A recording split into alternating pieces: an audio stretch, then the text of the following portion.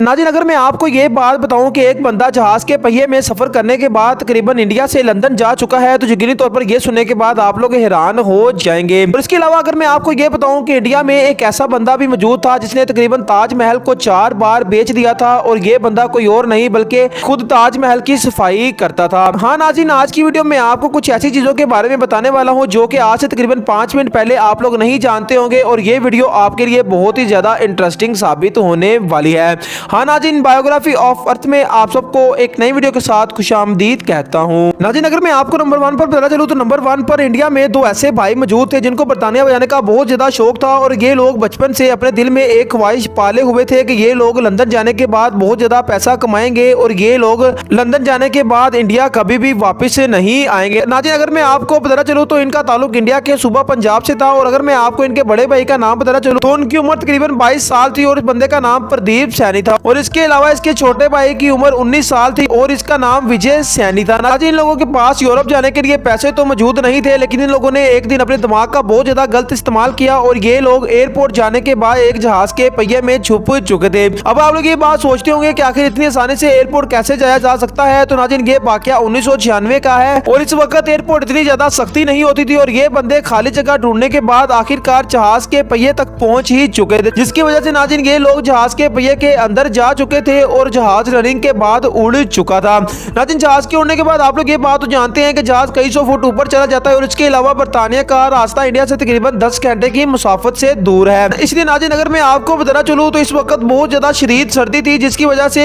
आसमान के ऊपर तकरीबन -60 सेल्सियस था, जिसकी वजह से ऊपर बहुत ज्यादा ठंड थी और ये लोग ठंड को बर्दाश्त नहीं कर पा रहे थे। लेकिन नाज़रीन, जब ये जहाज लंदन लैंड हुआ तो ये सुनने के बाद यकीनी तौर पर आप लोग हैरान हो जाएंगे, क्योंकि लैंड होने के बाद यहाँ पर कोई भी आदमी मौजूद नहीं था जो कि इस पहिए के साथ लटका हुआ था। आखिरकार नाज़रीन, जब जहाज से तमाम मुसाफिर उतर गए और ये जहाज अपनी जगह पर जाकर पार्क हो गया, तो एक बंदे को रनवे पे गिरा हुआ एक आदमी दिख रहा था, जिसकी वजह से नाज़रीन तमाम की तमाम पुलिस इस बंदे के पास गई। जब इस बंदे को सीधा किया गया तो ये बंदा कोई और नहीं बल्कि प्रदीप सैनी था। इसको देखने के बाद ये लोग बहुत ज्यादा परेशान हो गए और जल्दी से इस बंदे को हॉस्पिटल में एडमिट करवा दिया गया था, जिसकी वजह से ये बंदा 3 मंथ बाद होश में आया, और इससे पूछा गया कि आखिरकार ये बंदा किस तरीके से लंदन पहुंचा है, तो इसने अपनी तमाम स्टोरी बताई कि ये बंदा किस तरीके से इंडिया से लंदन आया। लेकिन नाज़रीन, इसमें परेशान कर देने वाली बात यह थी कि इसका छोटा भाई जो कि इस वक्त सिर्फ और सिर्फ 19 साल का था, ये बंदा उड़ते हुए जहाज से कहीं नीचे गिर चुका था, जिसकी वजह से नाज़रीन इसकी मौत हो चुकी थी, और प्रदीप सैनी इस वक्त लंदन पहुंच चुका था। इसलिए नाज़रीन दुनिया के बहुत ही बड़े बेवकूफ माने गए थे जिन्होंने अपना शौक पूरा करने के लिए अपनी जिंदगी को रिस्क में डाला था। नाज़रीन, आप लोगों ने हमेशा सोना सिर्फ पहाड़ों से निकलता हुआ देखा होगा, और इसके अलावा हीरे भी सिर्फ और सिर्फ पहाड़ों और समुद्रों से निकलते हैं। लेकिन अगर मैं आपको बताना चलूँ तो इनसे कीमती चीज जो कि एक मछली के मुंह से निकलती है, तो यकीनी तौर पर आप लोग इस बात को नहीं मानेंगे। इसीलिए नाज़रीन, अगर मैं आपको एक चौंका देने वाली बात बता चलूँ तो इस दुनिया में एक ऐसी व्हेल भी मौजूद है जिसके मुंह से सोने से महंगा पत्थर निकलता है। नाज़रीन, इस व्हेल का नाम स्पर्म व्हेल है, और इसके मुंह से बड़ी मिकदार में एम्बरग्रेस निकलते हैं जो कि बहुत ही ज्यादा कीमती होते हैं। अगर मैं आपको बताना चलूँ तो ये एम्बरग्रेस खुशबू में इस्तेमाल होते हैं, और अगर आज तक आपने बहुत सी महंगी परफ्यूम यूज किए हैं तो इनमें एम्बरग्रेस जरूरी तौर पर इस्तेमाल होता होगा।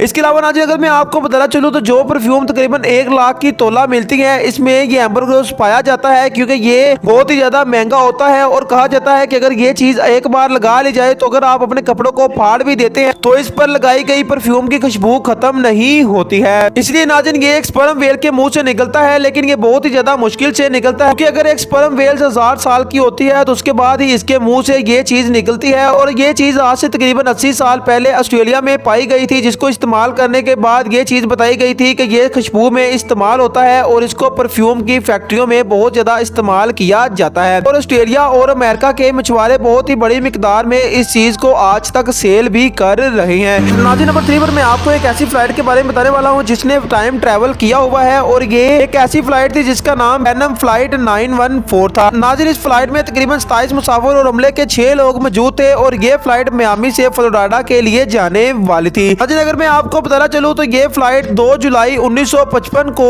मियामी से फ्लोरिडा के लिए रवाना हुई, और इस फ्लाइट ने तकरीबन 5 घंटे में मियामी पहुंचना। लेकिन नाज़रीन, इसमें चौंका देने वाली बात यह है कि ये फ्लाइट 5 घंटे बाद मियामी नहीं पहुंची, और इस फ्लाइट को ढूंढना भी शुरू कर दिया गया था। लेकिन नाज़रीन, इस फ्लाइट का नामो निशान भी नहीं मिला, और बहुत से लोग इस फ्लाइट को ढूंढने पर लगे हुए थे, और यहाँ तक कि यहाँ की हुकूमत भी इस बात से बहुत ज्यादा परेशान थी कि अगर एक फ्लाइट जो कि मियामी से फ्लोरिडा के लिए रवाना हुई है तो वो अपने अपने टाइम पर फ्लोरिडा क्यों नहीं पहुंची है। इसके बाद नाज़रीन 1985 में एक ऐसा वाकया हुआ जिसने सबको परेशान कर दिया और लोग इस वाकये को देखने के बाद यकीनी तौर पर बहुत ज्यादा हैरान भी हो गए थे, क्योंकि अचानक फ्लोरिडा के एयरपोर्ट पर एक ऐसी फ्लाइट के सिग्नल आना शुरू हो गए थे जो कि वहां पर तकरीबन 30 साल पहले बंद कर दी गई थी और वो फ्लाइट पूरे फ्लोरिडा में मौजूद नहीं थी। रडार ने इसके सिग्नल पिक करने के बाद इसके तमाम तर सिग्नल यहाँ पर बैठे कंप्यूटर ऑपरेटर को दिए और इसने इस फ्लाइट को उतरने की इजाजत भी दे दी थी, जिसकी वजह से जब ये फ्लाइट उतरी तो इसमें बहुत से ऐसे लोग मौजूद थे जो कि सहमे हुए थे और इसके अलावा इसमें मौजूद पायलट भी बहुत ज्यादा सहमा हुआ था। जहाज में मौजूद पायलट और लोग 30 साल बाद वाली दुनिया देखने के बाद यकीनी तौर पर बहुत ज्यादा हैरान थे कि आखिर ये दुनिया इतनी ज्यादा बदल कैसे चुकी है, क्योंकि इन लोगों ने सिर्फ और सिर्फ 5 घंटे का ही सफर किया था। इसके बाद नाज़रीन जब ये पायलट अपने जहाज को लैंड करता है तो इसी दौरान ये कंप्यूटर ऑपरेटर से इस बात का पूछता है कि आखिर ये कौन सा साल चल रहा है। तो ये बंदे इस वक्त इसको 1985 का बता रहे हैं। तो ये बंदा ओ माय गॉड कहते हुए अपना जहाज रनवे पर लाता है और दोबारा उड़ जाता है। उसके बाद 1985 से लेकर 2023 तक आज तक इस फ्लाइट का पता नहीं चला कि आखिरकार ये फ्लाइट कहां पर जा चुकी है। बहुत से लोगों का ये मानना है कि ये फ्लाइट